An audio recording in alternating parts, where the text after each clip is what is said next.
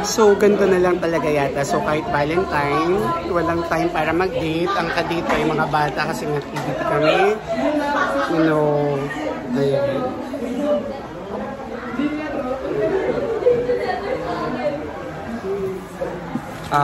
Thank you po. Ayan. So, Valentine, work. Yes, Jacob. Ayan. So, later na lang mga Mars.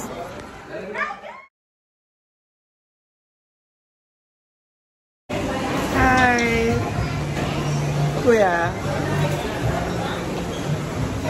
Tingnan niyo umuulan. Sabi ko, wag niyo akong sasagarin.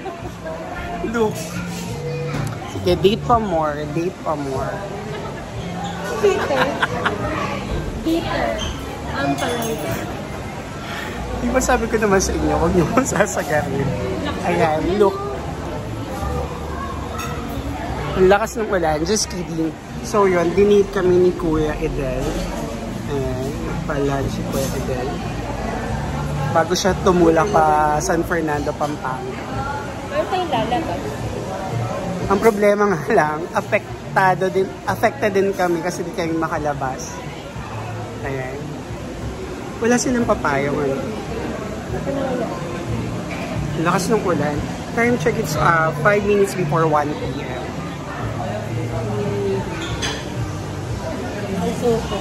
So yun lang yung problema. Ang lakas ng ulan. Hindi kami makakalabas. Look. Ako na magpakakit. Tapos susunod kami. May payong naman sa sasakyan. Ay! Ang lakas ng ulan. Tate ka muna din. So canceled ang ang Valentine. Iuwi nyo na tayo payo. Hindi sila naghahatid. Ikaw maghahatid si Sar. Pwede pa hatid si Sar dito lang. Sabi ko sa inyo, wag niyo ako sasagarin. Mas binantaan ko sila. Sabi ko, wag ako sasagarin. Kagabi, yung post ko, may paapoy. Ngayon, paulan. May pausog. Video pala, sorry.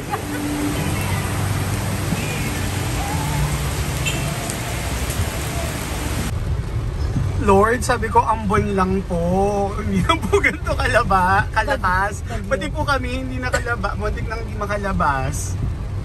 Ayan, bitter pa. Hi Mars, basa ka ba? Ayan, tayo din ang naapektuhan sa winish ko. Kasi sabi ko sa inyo, wag niyo akong sasagarin. Ang palaya yan? Ang palaya, bitter.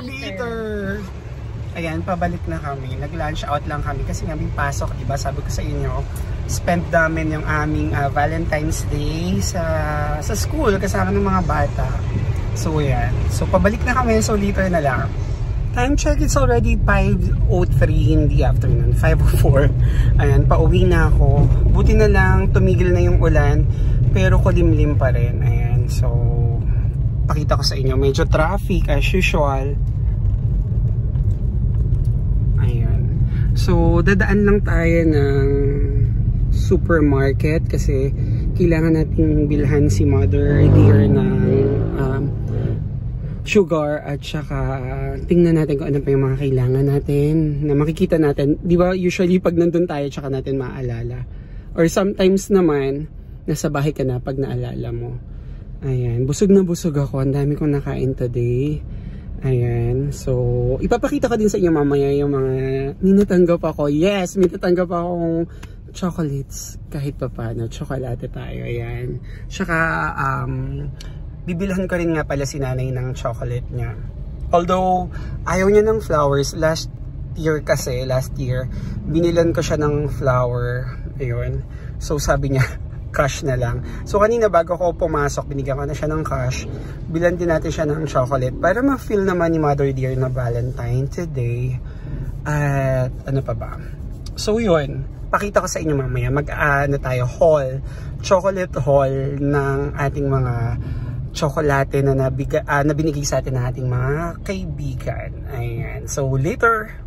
Sobrang traffic mga Mars. Ayan o, ang dami kasing nagtitinda kasi nga syempre Valentine today. Ang dami nagtitinda ng mga flowers, teddy bears. Ayan, daan lang tayo sa grocery tapos uwi na rin. Or bibili pala ako ng chocolate pa. So, yun. Ayan, punong-puno ang parking lot. Ang parking area. So, ayan, nakapark na ako, mga Mars. Bibili lang ako nung sugar nga na asukal de Mother Dear. Ayan. Ang daming tao. Sabi ko nga sa Valentine. So, later. So, kuha lang tayo ng dalawa.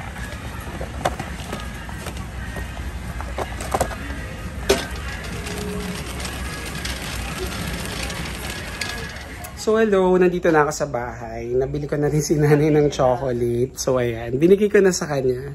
Happy Valentine! Ayan. Nandito din si Ate Bebot. Hi! Ayan. So, diba dito na kami nagstay sa mini farm. Ayan. So, yun. Pahinga lang din. Binili ko din nga siya ng sugar. Diba nakita nyo? Ito.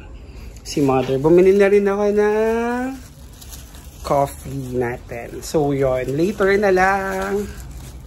Ito nga pala yung bigay na chocolate ni Ma'am Abby. Ayan. Thank you, Ma'am Abby. Tapos, ito, bigay ng isang estudyante. Ayan. Tapos, meron din tayo dito. Ito. Almond dark chocolates. Ayan. So, yun lang. Simple Valentine celebration.